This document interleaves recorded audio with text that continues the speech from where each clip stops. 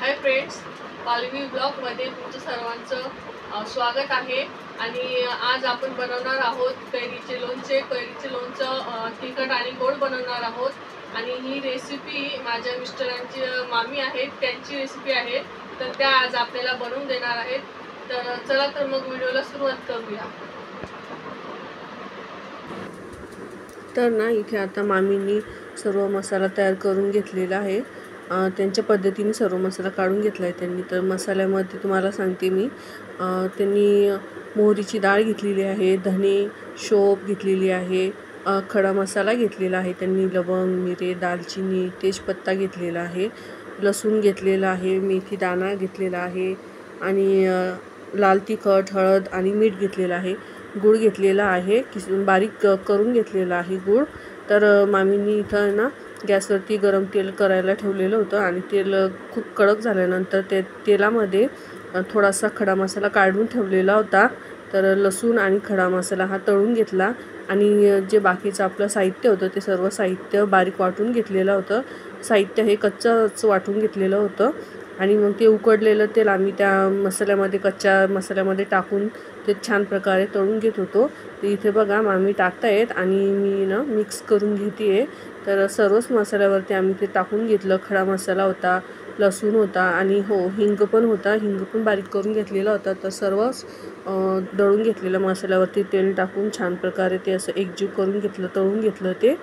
आणि इथं सर्व बघा असं व्यवस्थित छान असं कडक झालेलं तेल आहे ते।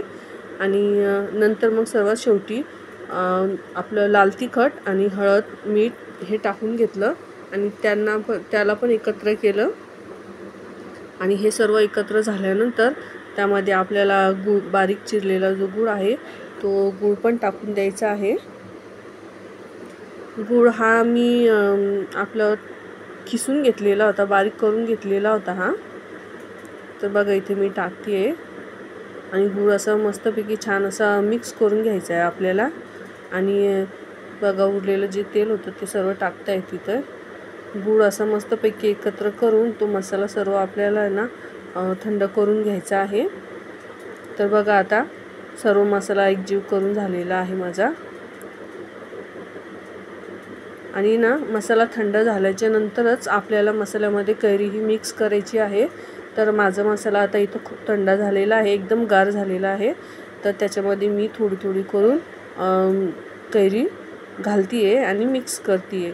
तर कैरी ही खूप स्वच्छ धुवून आणि पुसून घेतलेली आहे, कोरडी कैरी झालेली आहे ती थोडी थोडी करून मिक्स करते आहे मी।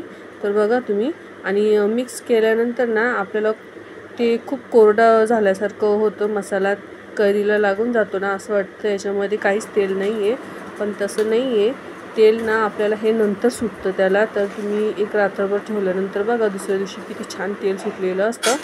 तर बघा इथे मी सर्व आहे ना मिक्स करून घेत आहे, हळूहळू मिक्स करून घ्यायचं आहे आपल्याला।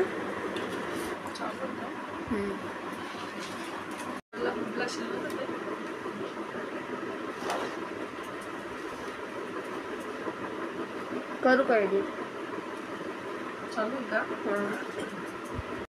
तर आपण मसाला तयार करून घेतलेला होता, आणि त्यामध्ये आपण मसाल्यामध्ये कैऱ्या स्वच्छ धुवून पुसून आणि त्या फोडून घेतलेल्या होत्या, नंतर त्या सुकवून घेतल्या, आणि त्या कैऱ्या आपण मसाल्यामध्ये आता मिक्स केलेल्या आहेत। तर फ्रेंड्स, मी लोणच्याचा मसाला कशा प्रकारे तयार केला हे तुम्ही बघितलंच असेल। आणि मसाला तयार करताना जर तुम्हाला काही प्रश्न पडले असतील तर त्या प्रश्नांची उत्तरं मी तुम्हाला नक्कीच देईल, आणि तुम्ही मला कमेंट्समध्ये नक्की सांगा की तुम्हाला काय प्रश्न पडलेला आहे, तर मी त्याचे उत्तर देण्याचा नक्कीच प्रयत्न करेन। तर अशा प्रकारे आपले लोणचं हे तयार झालेलं आहे, तिखट गोड लोणचं। आणि हे लोणचं आपल्याला काचेच्या बरणीमध्ये किंवा चिनी मातीची जी बरणी आहे ती लोणच्याची, त्या बरणीमध्ये भरून ठेवायचं आहे। आणि त्यामध्ये बरणी वगैरे किंवा जे पण काही चम्मच वगैरे आपण घेतो त्याला पाण्याचा एक थेंबही नको असतो। पातेलं किंवा जे पण काही आपण भांडे वापरणार आहोत ते सर्व कोरडे असायला हवेत, म्हणजे जेणेकरून आपलं लोणचं खराब होत नाही। तर याची काळजी नक्कीच घ्यायची। हे लोणचं